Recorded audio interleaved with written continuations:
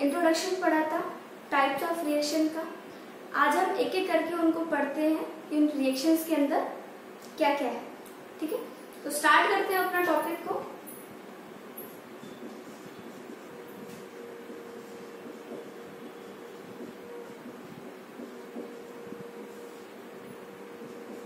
I hope कि मैंने आपको जो होमवर्क दिया था वो आप लोगों ने करा होगा।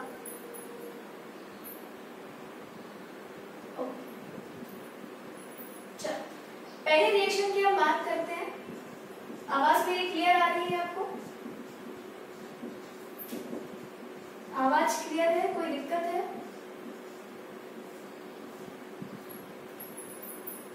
ओके, तो जो पहली रिएक्शन है आपकी वो है कॉम्बिनेशन रिएक्शन। क्या होता है इस रिएक्शन के अंदर? कल हमने समझा था कि दो रिएक्टेंट मिलते हैं और एक प्रोडक्ट बनाते हैं। आज हम थोड़ा सा लैंग्वेज भी लिखेंगे इसका, तो लिखें सच a reaction in which to or more reactants are combined to form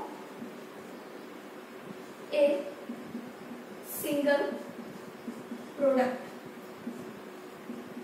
क्या बोल रहे हैं हम कि टू और मोर रिएक्टेंट्स हमें कंबाइन करने हैं, जिससे हमें क्या मिलेगा? एक सिंगल प्रोडक्ट मिलेगा। ये है आपकी एक परफेक्ट डेफिनेशन कॉम्बिनेशन रिएक्शन की। अगर बोर्ड में आपका पूछा जाता है तो आपको कुछ यही रिएक्शन या यही डेफिनेशन लिखनी होती है। ठीक है, नोट डाउन कर लीजिए आप इसको।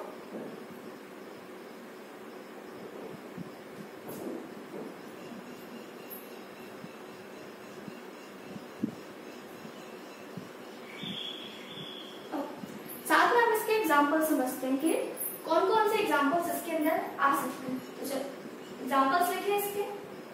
जैसे मान लीजिए हमें वाटर का फॉर्मेशन करना है और हमें पता है वाटर दो चीजों से मिलकर बनता है। एक है आपका हाइड्रोजन, दूसरा है ऑक्सीजन। दोनों से मिलकर क्या बनेगा? वाटर। हाइड्रोजन क्या है आपका? गैस। ऑक्सीजन क्या है? गैस।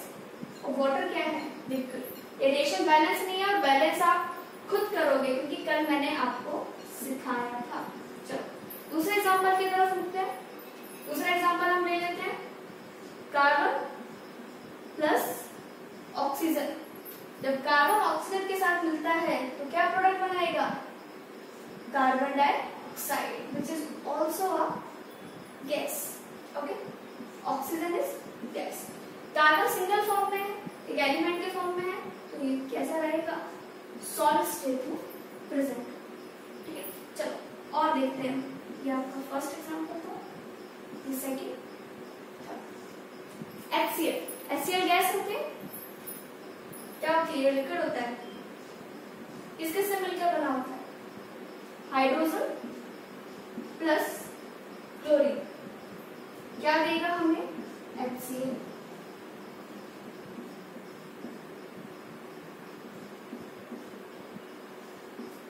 तो ये तो है कुछ बेसिक एग्जांपल्स जो कि अभी तक हमने पढ़े हुए हुए और एक सिंपल कैटेगरी के अंदर आते हैं। तो ये जो तीनों एग्जांपल हैं ये आपको फुलफिल कर रहे हैं जो डेफिनेशन आपने लिखी है। क्या बोला था आपने कि दो या दो से ज्यादा रिएक्टेंट होने चाहिए और एक सिंगल प्रोडक्ट बनना चाहिए। अगर किसी रिएक्शन में सिंगल प्रोडक्ट नहीं है, दो प्रोडक्ट बन रहे हैं, तो वो आपके कॉम्बिनेशन रिएक्शन के अंदर नहीं आएंगे। क्या नहीं आएंगे? नहीं आएंगे। कौन से आएंगे? जिसके अंदर सिर्फ और सिर्फ एक सिंगल प्रोडक्ट बनता है। ठीक है, चलो एक और एग्जांपल की बात करते हैं हम। ये लिख लिया? लिख लो आराम से।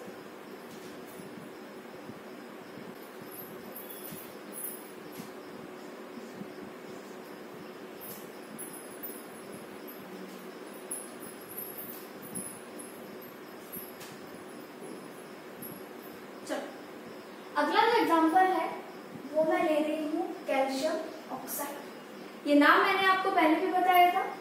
इसको हम क्या बोलते हैं? क्विकलाइन। क्या बोलते हैं? क्विकलाइन। ये जो नाम है ना आगे बहुत ज्यादा यूज होगा, इसलिए अभी से याद करते चलो उसको। CaO, ठीक है। अगर हम केमिकली बोले तो क्या बोलते हैं इसको?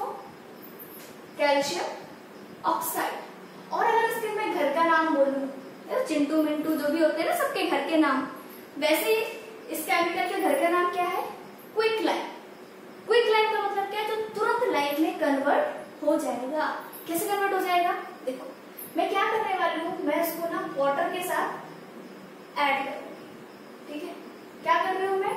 वाटर के साथ ऐड कर रही हूँ इसको। इस सॉलिड स्टेट में वाटर आपका लिक्विड, ठीक है। जैसे ही मैं इसको पानी के साथ मिलाऊंगी, ये क्या बना लेगा? Calcium hydroxide.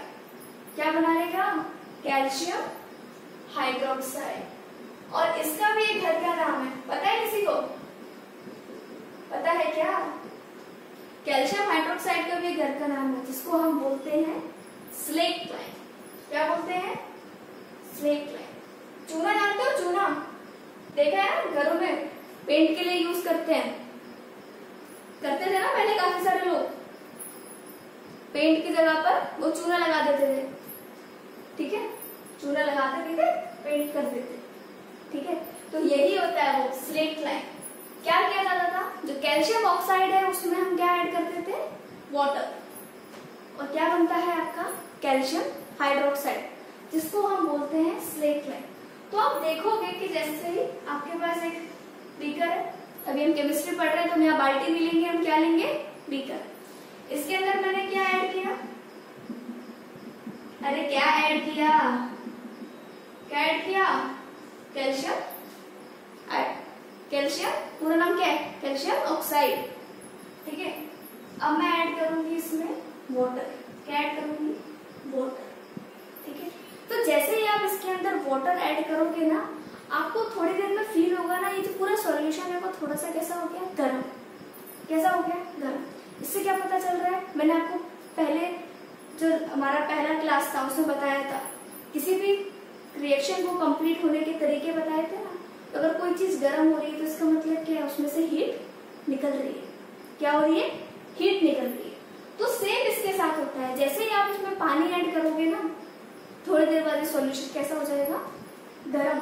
इसमें से हीट निकलने लग जाएगी। और ऐसी कोई भी रिएक्शन जिसमें कि हीट निकलती है उसको हम बोलते हैं एक्सोथर्मिक। ये नाम आपके काम का है। क्या बोलते हैं हम? एक्सोथर्मिक। और जो रिएक्शंस है उनको हम बोलेंगे एक्सोथर्मिक रिएक्शन, ठीक है। तो कौन सी रिएक्शन? ऐसी रिएक्शन जिसमें से हीट निकले। तो लिख लेते हैं इसको, the reaction in which heat is evolve. Evolve का मतलब क्या होता है? निकलना। ऐसी रिएक्शन जिसमें कि हीट या फिर एनर्जी, हम दोनों चीजों का यूज कर सकते हैं, हीट भी और एनर्जी भी, अगर निकलती है तो उसको हम क्या बोलते हैं? Exothermic reaction. तो अभी जो हमने एग्जाम्पल पढ़ा है कैल्शियम ऑक्साइड का, वो कैसा है? वो एग्जाम्पल है आपका एक्सोथर्मिक रिएक्शन का। अब आप सोच रहे होंगे कि सारी कॉम्बिनेशन रिएक्शन एक्सोथर्मिक को शो करती है क्या?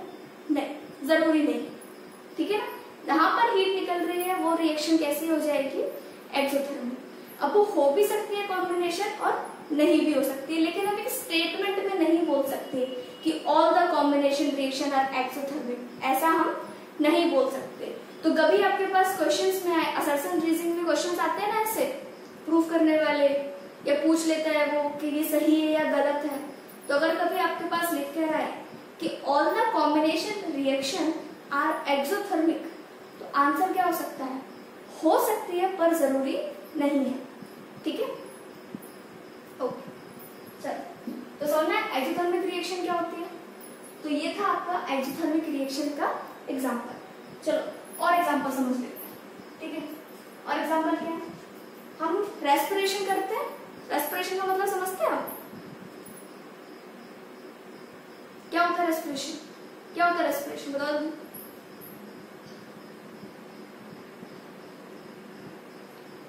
अच्छा, सांस अंदर लेते हैं और बाहर लेते हैं, रेस्पिरेशन होता है। तो ब्रीथिंग क्या होता है फिर? ये तो ब्रीथिंग होता है, सांस अंदर लेना और छोड़ना। रेस्पिरेशन नहीं होता ये, भ्रम में नहीं रहना है। ये रेस्पिरेशन अलग है, ब्रीथिंग अलग है। तभी लाइफ प्रोसेस चैप्टर पढ़ेंगे ना, बहुत डिटेल में जाएंगे हम इसमें।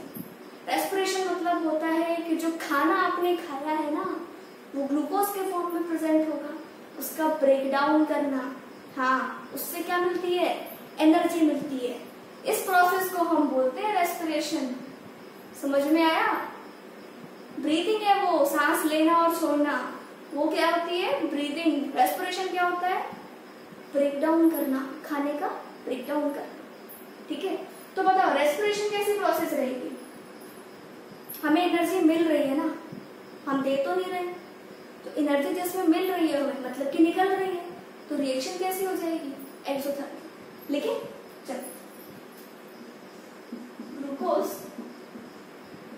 Plus oxygen. अच्छा मुझे बताओ, ग्लूकोज का फॉर्मूला याद है किसी को? किसी को ग्लूकोज का फॉर्मूला याद है क्या यहाँ पे?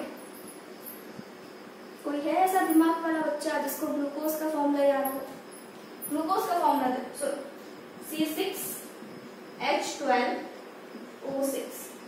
ये मत सोचना अरे मैम इतना बड़ा फॉर्मूला, अरे सिंपल से है, 6 12 6 हो गया, 6 12 6 CHO।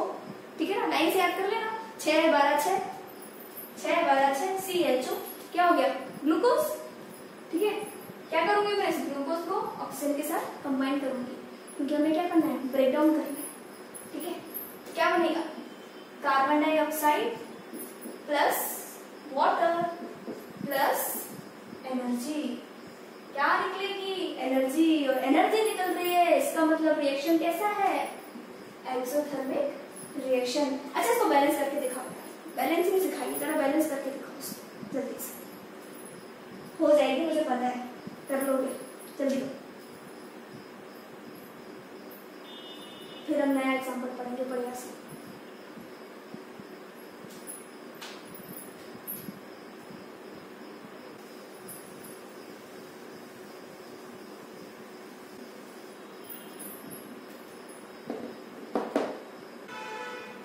हुआ इसका हुआ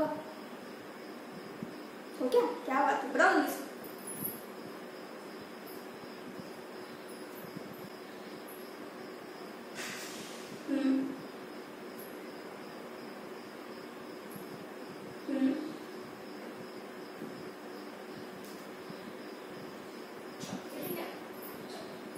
कार्बन कितने हैं? 6।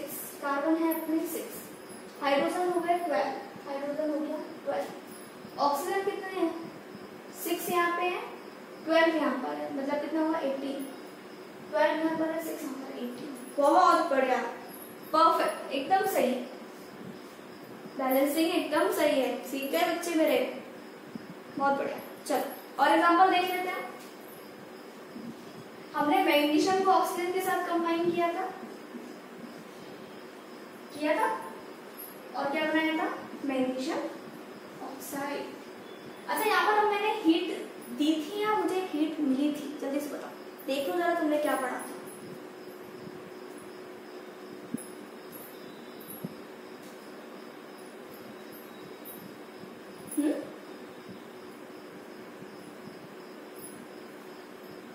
हीट मुझे यहाँ पर मिली थी। मैंने क्या किया था? हीट यहाँ पर दी थी, तो हीट मैंने दी थी तो मिल तो सकती नहीं है मुझे, इसीलिए ये एग्जांपल कैसा हो जाएगा? एक्सोथर्मिक का तो नहीं है, ये किसका रहेगा? इसको हम बोलेंगे एंडोथर्मिक। अभी आगे बढ़ाएंगे, ठीक है? चलो, अभी हमने बात करी थी कार्बन प्लस ऑक्सीजन क्या बनाएगा? कार्बन डाइऑक्साइड और साथ में देगा हीट। ठीक है, क्या देगा? हीट। ओके, तो ये आपके एग्जांपल्स हैं किसके? Exothermic reaction. तो अब कोई अगर आपसे पूछे एक्सोथर्मिक क्या होता है, आप बता दोगे मैम जहां पर भी हीट निकलेगी उस रिएक्शन को हम क्या बोलेंगे? एक्सोथर्मिक। कोई एग्जांपल बोलेगा तो मुझ पर फेंक के मारना उसको सारे एग्जांपल। अब तो तुम्हें याद हो गए ना यार? अब आप तुम बता सकते हो रेस्पिरेशन क्या होता है और ब्रीथिंग क्या होता है, बता दोगे तुम। ग्लूकोज का फॉर्मूला कोई पूछेगा तो बता दोगे। कार्बन ऑक्सीजन के साथ कंबाइन होगा तो क्या बनाएगा, कार्बन डाइऑक्साइड। मुझे बोलो, कार्बन डाइऑक्साइड। और क्या निकलेगी, हीट निकलेगी। क्या निकलेगी, हीट। और हीट निकलेगी तो क्या बनेगा, एक्सोथर्मिक रिएक्शन। तो ये था पहला पार्ट हमारा, कॉम्बिनेशन रिएक्शन। समझ में आया, आया समझ में, याद हो गया, बढ़िया तरीके से याद हो गया ना। कोई आधी रात में पूछेगा तो बता दोगे आप, ठीक है, मैं आधी रात को फोन करूंगी, एक बार बता देना, ठीक है। चलो, चैलेंज ऐसे देने चाहिए बच्चों को। सेकेंड है आपका decomposition reaction.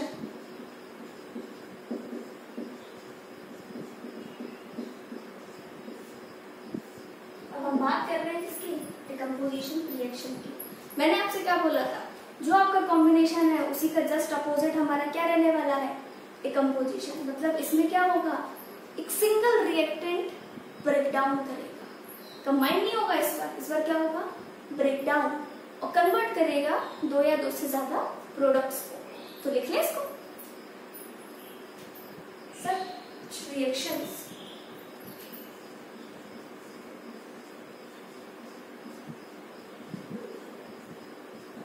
in which a single reactant क्या होगा, सिंगल रिएक्टेंट ब्रेकडाउन या decompose, single reactant decompose to किसमें, two or more products, two or more products are known as decomposition reaction. मतलब कि ऐसी रिएक्शन जिसमें कि एक सिंगल रिएक्टेंट जो है आपका वो डिकम्पोज हो रहा है। क्या हो रहा है, डिकम्पोज। कितने में डिकम्पोज होता है मैम, दो में भी हो सकता है या दो से ज्यादा भी हो सकता है, उसकी मर्जी है। हमें क्या, हमें तो इतना बताना था कि फूट रहा है। अब फूट रहा है तो दो में तो टूटेगा ही, एक अकेला तो बना नहीं रहेगा, ठीक है ना।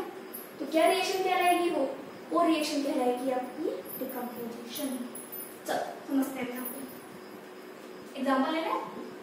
मजा किसमें आता है, एग्जाम्पल्स पढ़ने में। केमिस्ट्री में तो एग्जाम्पल्स पढ़ने में मजा आता है ना। लिख लिए एक। अब हम क्या करेंगे, मैं इस रिएक्शन को तोड़ देती हूँ, ठीक है। मतलब जो बनाया था अब मैं क्या कर रही हूँ, उसको तोड़ रही हूँ। तुम सोचोगे यार मैडम कितने आराम से तो बनाया था हमने, अब आप क्या कर रही हो, अब उसको तोड़ रही। चलो कोई बात नहीं, तोड़ रही क्या कह सकते हैं आपको। तो क्या है ये, स्लेट लाइन कैल्शियम हाइड्रोक्साइड। क्या दूंगी मैं यहाँ पर, इसको हीट दूंगी। अब मैं पहले मैंने क्या किया था, पहले मुझे हीट मिल रही थी, अब मुझे हीट देनी पड़ रही है। क्या करना पड़ रहा है, हीट देनी पड़ रही है मुझे, ठीक है ना। तो क्या होगा, ब्रेक हो जाएगा।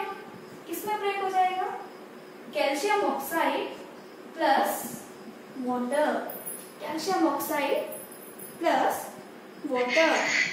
आवाज आ रही है, ओके। तो किसमें ब्रेक हो जाएगा ये, कैल्शियम ऑक्साइड प्लस वाटर में।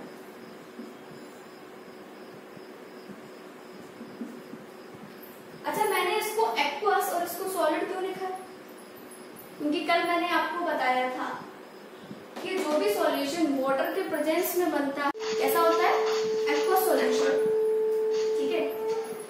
अब देखो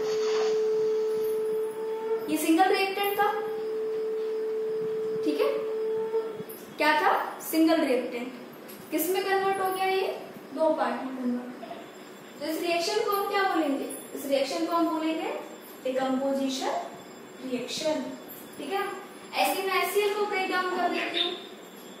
HCl को मैं जैसे ही ब्रेक डाउन करूंगी, HCl क्या है आपका, लिक्विड है, तो क्या हो जाएगा, H2 प्लस Cl2 हो गया ना ब्रेक डाउन। क्या हो गया, ये दो में ब्रेक डाउन हो गया इसका, ठीक है। और रिएक्शंस पढ़ी थी हमने, एक मैं आपको अच्छी रिएक्शन बता, क्या बता रही हूँ, एक अच्छी रिएक्शन। अब एक इंटरेस्टिंग एग्जांपल पढ़ेंगे। ये देखो मैंने क्या लिख दिया यहाँ पर, फेरस सल्फेट डॉट 7 वाटर। इसको मैं जरा ऊपर लिखती हूँ, उसमें थोड़ी चीजें समझानी है मुझे। FeSO4 dot 7 water. ये क्या है आपका, फेरस है, और इस पूरे को क्या बोलते हैं, फेरस सल्फेट। अब आपको दिख रहा होगा कि इसके अंदर में मैंने ये 7 वाटर को ऐड करके लिख दिया। इस डॉट का मतलब होता है बेटा मल्टीप्लाई, मतलब कि ये जो 7 वाटर है वो इस फेरस सल्फेट के साथ क्या है, मल्टीप्लाई, ये मतलब उसके साथ जुड़ा हुआ है। ये पूरा एक कंपाउंड है, ठीक है। इस कंपाउंड को हम एक और नाम से जानते हैं, वाटर क्रिस्टलाइजेशन। क्या बोलते हैं, वाटर क्रिस्टलाइजेशन। आपने देखा होगा क्रिस्टल्स बनते हैं, ठीक है। जैसे डायमंड है, डायमंड भी आपका एक टाइप का क्या है, क्रिस्टल है, ठीक है। तो कैसा तो शाइन शाइन करता है ना, क्रिस्टल के फॉर्म में होता है, 3D स्ट्रक्चर आपको देखने को मिलता है। तो ये बनता कैसे है, यहाँ पर ना एक कंडेंसेशन प्रोसेस काम करती है। कंडेंसेशन, एवेपोरेशन समझते हो, पानी था वो उड़ के वेपर्स में कन्वर्ट हो गए, ठीक है। वही वेपर्स जब वापस आ जाए, जो भी उड़ के गए हुए हैं वो वापस आ जाए तो क्या हो जाएंगे, सेटल हो जाएंगे ना, सॉलिड में कन्वर्ट हो जाएंगे। तो जो वेपर जब सॉलिड में कन्वर्ट होता है उस प्रोसेस को हम बोलते हैं कंडेंसेशन, और उसी प्रोसेस से आपके क्रिस्टल्स बनते हैं। क्या बनते हैं, क्रिस्टल्स। कौन सी प्रोसेस काम आती है यहाँ पर, कंडेंसेशन, ठीक है, याद रहेगा।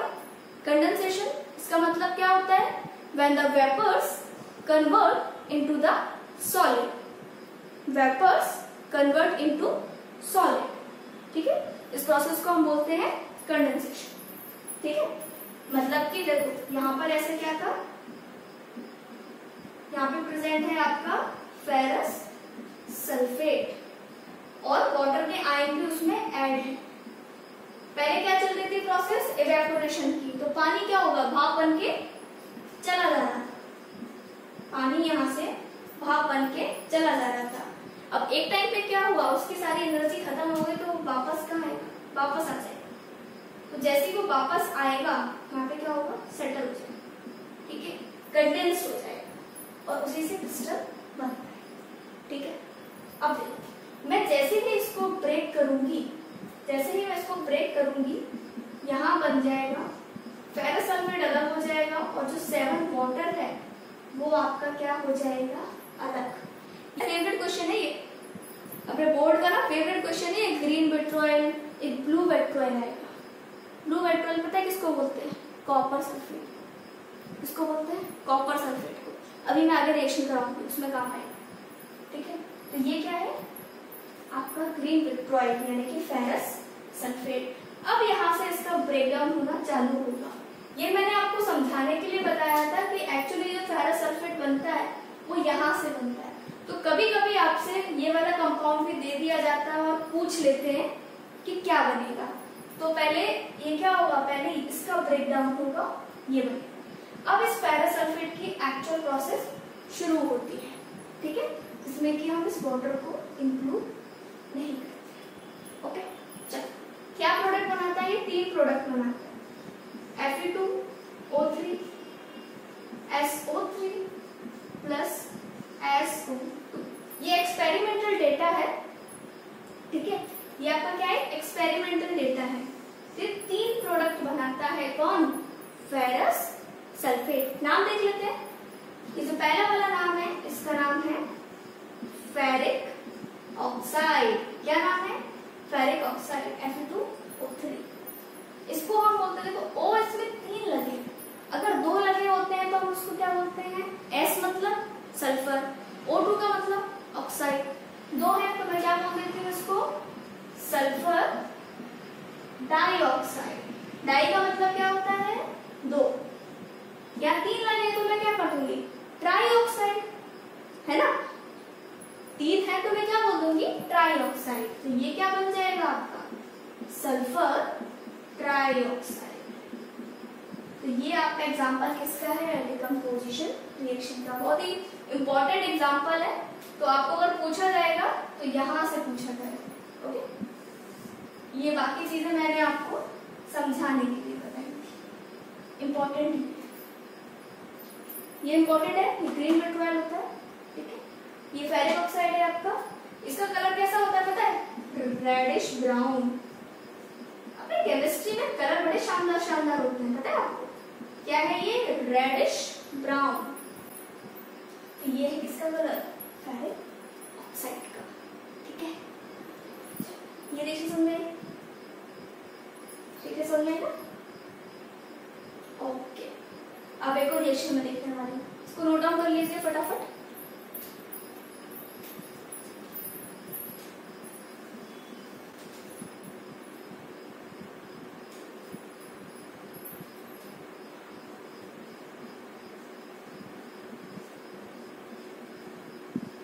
आप सोच रहे हो कि आज सादे बात पढ़ा देंगे, हम नहीं पे, ऐसा नहीं है बेटा। Chemistry is a combination of all subjects, physics, biology, chemistry तो है, एंड समटाइम्स मैथ्स ऑल्सो। जब आपने मोर कॉन्सेप्ट पढ़ा होगा तब आपको यही फीलिंग आ रही होगी कि ये तो पूरा पार्ट हमारा मैथ्स का आ गया, है ना?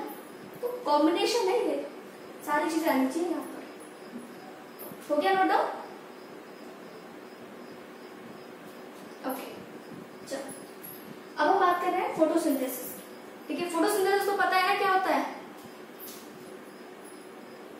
क्या होता है?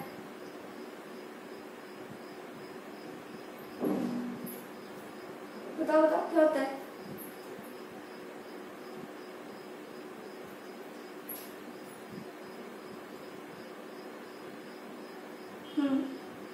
उससे क्या होता है?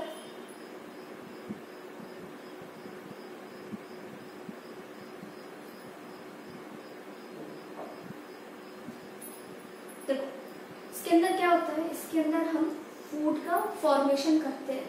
किस किस के प्रेजेंस में? वाटर के प्रेजेंस में, कार्बन डाइऑक्साइड के प्रेजेंस में और सनलाइट के प्रेजेंस में, ठीक है। आपके बुक्स में लिखा होता है कि सनलाइट, कार्बन डाइऑक्साइड, वाटर और क्लोरोफिल का भी यूज करते हैं। पूरा फिर बायो वाला पार्ट आ गया। अभी हमें क्या लिखनी है? रिएक्शन। और हम क्या बनाने वाले हैं? ग्लूकोज। जब भी हमने बात करी थी ना, उसका जस्ट रिवर्स फॉर्म हम यहाँ पर लिखेंगे, ठीक है। तो क्या क्या लेना है हमें? कार्बन डाइऑक्साइड, वाटर, क्या यूज करेंगे हम यहाँ पर? सनलाइट। सनलाइट यूज करने वाले हैं और प्रोडक्ट बनेगा आपका वही C6H12O6 प्लस ऑक्सीजन। बैलेंसिंग आपने लास्ट टाइम कर ली थी। क्या क्या आया था यहाँ? 6 6 एंड 6, ठीक है ना? एक बढ़िया वाला मैं आपको एप्लीकेशन बताती हूँ कि जो डिकम्पोजिशन रिएक्शन है उसको हम यूज कहाँ करते हैं। तो देखो इसका हम यूज करते हैं ब्लैक एंड व्हाइट फोटोग्राफी। तो आप सोच रहे हो कि ब्लैक एंड व्हाइट फोटोग्राफी कहाँ से आती है? बहुत इंपॉर्टेंट है, ये याद रखना बेटा, क्वेश्चन बनते हैं यहाँ से ना। ब्लैक एंड व्हाइट फोटोग्राफी आपने देखा होगा, पहले जो कैमरे चलते थे ना उसमें रील होती थी। क्या होती थी? रील। देखते ना रील, और उसकी एक नेगेटिव कॉपी निकलती थी। फिर वो स्टूडियो में जाता था, उसको ऐसे साफ करता था, धुलता था और फिर हमें फोटोज मिलती थी। कुछ ऐसा काम चलता था पहले हमारे फोटोग्राफी में। आज भी होता है कहीं कहीं पे जहाँ पर हमें ब्लैक एंड व्हाइट फोटोग्राफी चाहिए होती है। तो करता क्या था वो क्या करता था? वो जो साफ करता था ना उसमें 2 सॉल्यूशन मिक्स होते थे। क्या होते थे? 2 सॉल्यूशन मिक्स होते थे। कौन कौन से? एक होता था आपका सिल्वर क्लोराइड और एक होता था आपका सिल्वर ब्रोमाइड। इन दोनों का मिक्सचर प्रेजेंट होता था, ठीक है। अब देखो वो ऐसा क्यों करता था? देखो डिकम्पोजिशन रिएक्शन जो होती थी ना, इसके अंदर क्या होती थी? डिकम्पोजिशन रिएक्शन मतलब कि जैसे ही इनको सनलाइट मिलेगी ये ब्रेक डाउन हो जाते थे। AgCl है ना, Ag अलग हो जाता था, Cl अलग हो जाता था। इसीलिए इनको ना डार्क रूम में काम किया जाता था। कहाँ पर? Dark room. स्टूडियो के अंदर भी ना एक डार्क रूम रखता था। डार्क रूम किसको बोलते हैं? जहाँ पर कोई भी सनलाइट ना आए, एकदम बंद कमरा। वो जाता था चुपके से उस कमरे में, बढ़िया उस रील को साफ करके बोलता था जादू कर दिया मैंने, और फिर लगे लो सर आपकी फोटोज तैयार है। तो तो वो जो साफ करता था वो यूज करता था AgCl, AgBr। कई बार हो सकता है कि आपको ये दोनों ऑप्शन मिल जाए या कभी कभी सिर्फ एक ही ऑप्शन दे देते हैं, तो इन दोनों में से अगर कोई भी एक ऑप्शन है तो वो आपका करेक्ट आंसर रहेगा। तो एप्लीकेशन समझ में है डिकम्पोजिशन रिएक्शन की। हम ब्लैक एंड व्हाइट फोटोग्राफी में इसका हम यूज करते हैं, ठीक है, याद रहेगा, बहुत बढ़िया। नेक्स्ट रिएक्शन की तरफ मूव करते हैं, जो आपकी थर्ड रिएक्शन है, अब हम उस पर बात करेंगे। अभी तक हमने 2 रिएक्शन की बात करी, एक था आपका कॉम्बिनेशन रिएक्शन, दूसरा था डिकम्पोजिशन। अब तीसरे रिएक्शन की बात करते हैं, जिसका नाम है डिस्प्लेसमेंट रिएक्शन।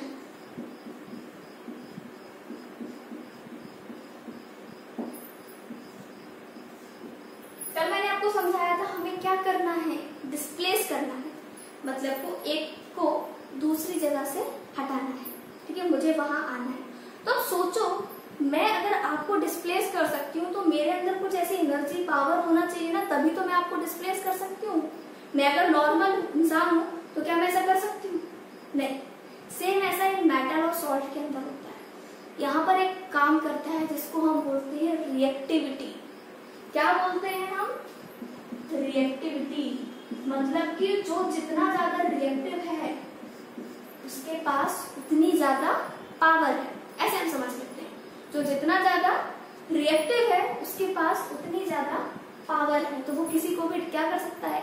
डिस्प्लेस कर सकता है, ठीक है। तो पहले मैं इसका आपको एक्सपेरिमेंट बताती हूँ, फिर मैं इसकी थ्योरी दिखाऊंगी, ठीक है। मैंने लिया फिर से एक प्यारा सा बीकर। क्या लिया? बीकर। बीकर मेरा थोड़ा टेढ़ा हो गया, मैं इसको सीधा कर देती हूँ, कोई बात नहीं। इसके अंदर मैंने भरा एक सॉल्यूशन। क्या भरा? सॉल्यूशन। वो सॉल्यूशन कौन सा था? Copper sulphate. अब आ गया मेरा कॉपर सल्फेट। मैंने बात की थी ना कॉपर सल्फेट की। कॉपर सल्फेट को हम क्या बोलते हैं? ब्लू विट्रॉयल, ठीक है। और उसके अंदर अगर उसका पूरा फॉर्मूला देखें तो होता है कॉपर सल्फेट यानी कि CuSO4.5 वाटर, ठीक है। वहां पर 7 वाटर था ना ग्रीन विट्रॉयल के अंदर, यहाँ पर क्या होता है 5 वाटर। तो लिख लो इसको फटाफट, इंपॉर्टेंट है ये। Copper sulphate dot 5 water which is called the blue vitriol या ब्लू ऑयल, ठीक है। तो कॉपर सल्फेट अपना कैसे कलर का होता है? ब्लू कलर का होता है, ठीक है। तो यहाँ पर क्या था? कॉपर सल्फेट प्रेजेंट था, ठीक है। अब मैंने क्या किया, मेरे पास ना एक कील थी। क्या थी? कील। जानते हो ना कील होती जाती दीवार में, इसको हम क्या बोलते हैं? Iron nail. देख रहे हो कितना फैंसी नाम है, कितना फैंसी नाम है इसका। क्या है ये? Iron nail. क्या है? आयरन नेल, ठीक है। मैंने क्या किया, इस आयरन नेल को मैंने इसके अंदर डाल दिया। क्या कर दिया? इसके अंदर डाल दिया, ठीक है। डाल दिया मैंने इस आयरन नेल को इसके अंदर। अब आप क्या देखोगे? थोड़ी देर डला रहने देंगे, डला रहने देंगे। अब हम देखते हैं कुछ टाइम बाद कि इस सॉल्यूशन का जो कलर है वो क्या हो रहा है? चेंज हो रहा है। क्या हो रहा है? इस सॉल्यूशन का जो कलर है वो चेंज हो रहा है। कैसा चेंज हो रहा है? पहले इसका कलर था ब्लू, मैंने इसके अंदर क्या डाला? Iron nail. मैं देखती हूँ कि 1-2 घंटे बाद मुझे पता चलता है कि इसका जो कलर है अब कैसा हो गया है? क्या बनेगा? Green solution. अभी हमने बात करी थी फेरस सल्फेट जो होता है वो ग्रीन कलर का होता है। इससे क्या पता चला मुझे? इससे मुझे ये पता चला कि जो आयरन है वो ज्यादा रिएक्टिव है। किससे? कॉपर से। आयरन जो है वो ज्यादा रिएक्टिव है कॉपर से। ऐसे हम यहाँ पर जिंक भी ले सकते थे। तो एक पूरी रिएक्टिविटी सीरीज आती है, ठीक है। वैसे तो 3rd चैप्टर में, जब 3rd चैप्टर पढ़ेंगे ना केमिस्ट्री का, उसमें पूरी एक रिएक्टिविटी सीरीज बनी हुई है। ये एग्जाम्पल तो यहाँ एग्जिस्ट करता है, पर रिएक्टिविटी सीरीज को यहाँ पर नहीं बताता, वो 3rd चैप्टर में जाकर बताता है। जब तक बच्चे गलत पढ़ते हैं तो फिर उनके माइंड में वही सेट हो जाता है, फिर उनको थोड़ी दिक्कत आती है। इसलिए मैंने आपको अभी बताया कि यहाँ पर हम आगे क्या पढ़ेंगे? रिएक्टिविटी सीरीज पढ़ेंगे। तो इसका जो डिस्प्लेस हुआ है वो इसीलिए हुआ है because iron is more reactive than copper. अब हम लिखेंगे इसकी डेफिनेशन।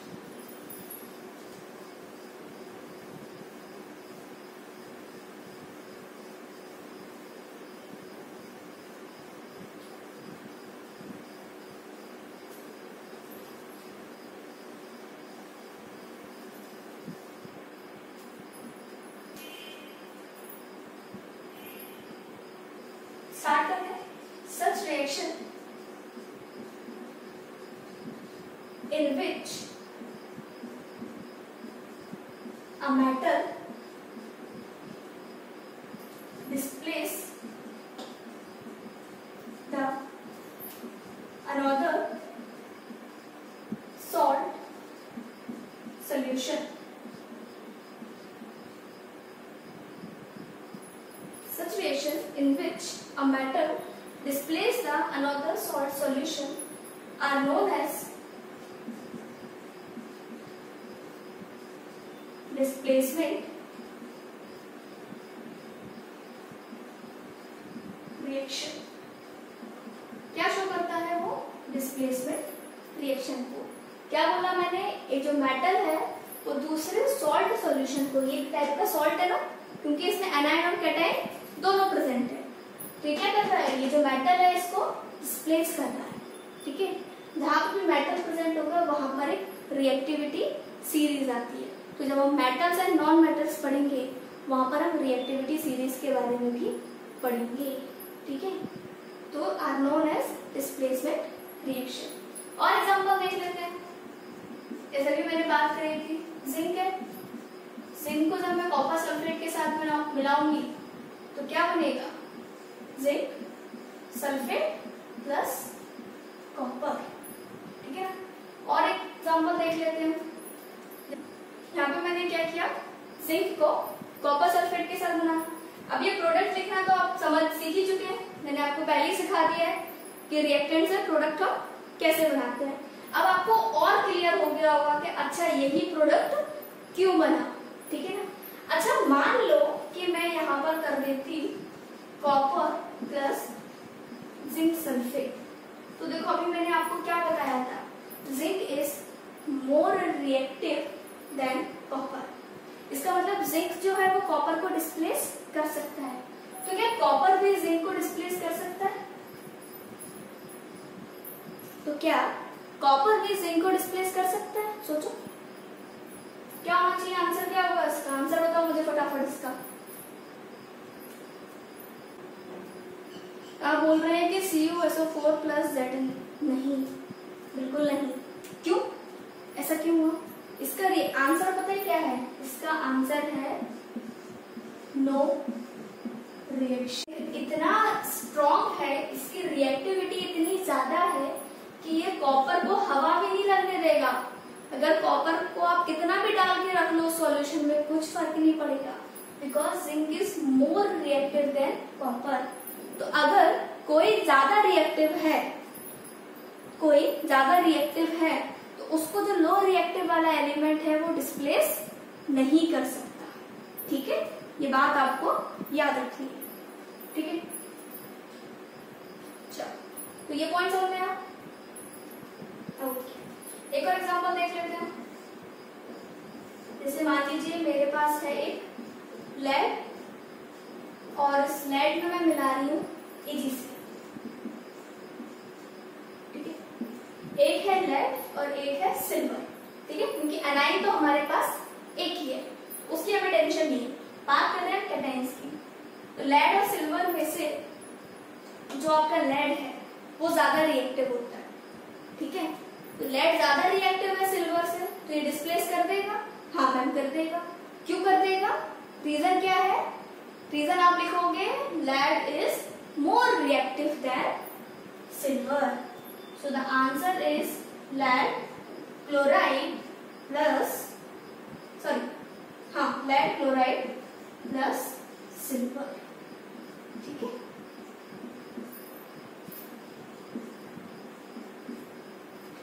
तो ये आपके कुछ एग्जांपल्स हैं किसके?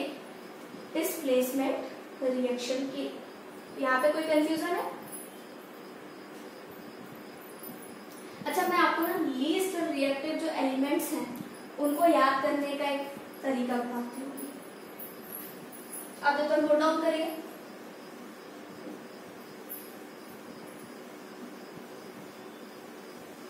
अभी मैं आपको लीस्ट वालों का याद करने का तरीका बताऊंगी, फिर मैं आपको टाइम आने पर जो आपके स्ट्रॉन्ग वाले हैं उनका बताऊंगी।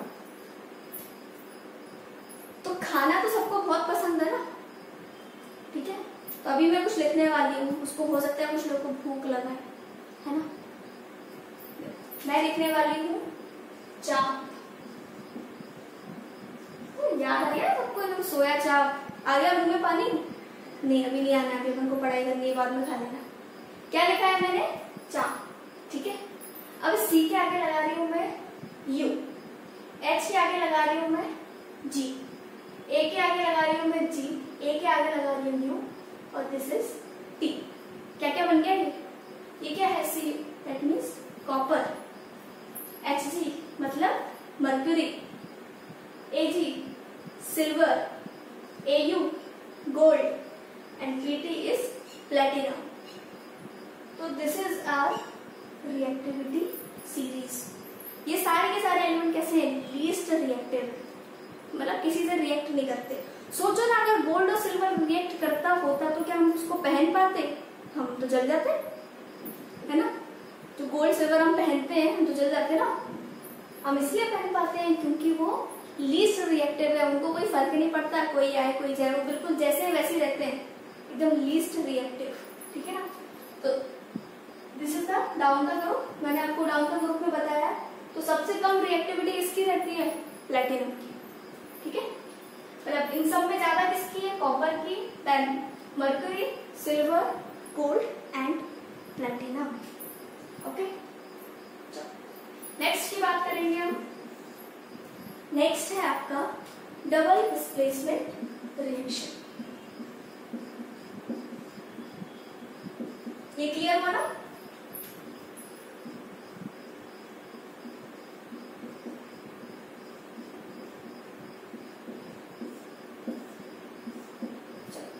डबल डिस्प्लेसमेंट रिएक्शन के अंदर हम क्या लेने वाले हैं? दो सॉल्ट, और दोनों सॉल्ट के जो आयंस हैं वो आपस में क्या करने वाले हैं? एक्सचेंज करने वाले हैं। तो जैसे ही आप एक्सचेंज करोगे वहां पर एक प्रेसिपिटेट का फॉर्मेशन होगा। किसका फॉर्मेशन होगा? प्रेसिपिटेट का फॉर्मेशन होगा। ये भी हमने बात करी थी ना कि प्रेसिपिटेट बनता है तो हमें पता चलता है कि रिएक्शन कंप्लीट हुई है। तो देखो सारी चीजें यूज हो रही है ना जो हमने पढ़ा था, इसीलिए तो आपको पहले पढ़ाया जाता है ताकि वो चीजें बाद में हम यूज कर सकते हैं, ठीक है। तो चलो देख लेते हैं। In this reaction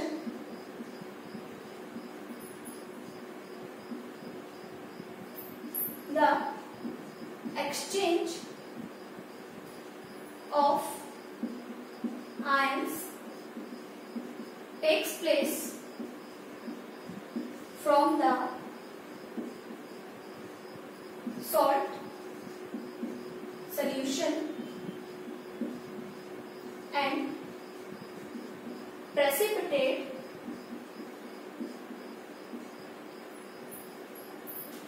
is formed. In this reaction, the exchange of ions takes place from the salt solution and precipitate is formed. ठीक है, क्या बोला मैंने? आयंस का क्या हो रहा है? एक्सचेंज होंगे आयंस, किसमें से? उनके सॉल्ट सॉल्यूशन से, और एंड में हमें क्या देखने को मिलेगा? एक प्रेसिपिटेट के फॉर्मेशन को देखने को मिलेगा। एग्जाम्पल, ठीक है। एग्जाम्पल है आपका barium chloride plus lead sulphate. क्या लिया है मैंने लिया है barium chloride plus lead sulphate. ये लेड सल्फेट कौन से कलर का था बेटा? येलो, है ना। चलो, जैसे मैं इन दोनों को मिलाऊंगी क्या होंगे? इनके आयंस जो है वो आपस में एक्सचेंज करेंगे। तो क्या प्रोडक्ट बनेगा आपका? बेरियम सल्फेट, एक बनेगा बेरियम सल्फेट और दूसरा क्या बनेगा, दूसरा बनेगा लेड क्लोराइड। तो जब आप एक प्रोडक्ट बनाओगे तब आपको पता चलेगा एक क्या बना है बेरियम सल्फेट, दूसरा बना है लेड क्लोराइड। तो ये जो बेरियम सल्फेट है ये एक व्हाइट कलर का प्रेसिपिटेट देगा, मतलब कि सॉल्यूशन के अंदर आपको नीचे व्हाइट कलर की पीपीटी जमा देखने को मिलेगी। व्हाइट कलर का जो प्रेसिपिटेट है वो वहां पर प्रेजेंट होगा और उससे आपको पता चल जाएगा कि यहाँ पर क्या बना है बेरियम सल्फेट। अच्छा, ये आयंस एक्सचेंज हुए क्यों? ये अपने साथ बैठे थे ना बढ़िया आराम से। ये जो है वो क्लोराइड के साथ ऐड था, लेड जो है वो सल्फेट के साथ ऐड था। तो क्यों हुए? बिकॉज वो ज्यादा रिएक्टिव थे।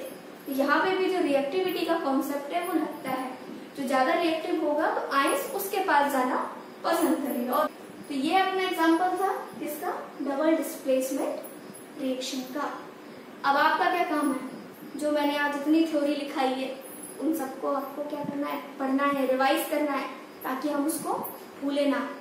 ठीक है, और जो और क्वेश्चंस हैं आपके एनसीईआरटी के उनको भी अब आपको क्या करना है, एनसीईआरटी लगाना शुरू कर देना है।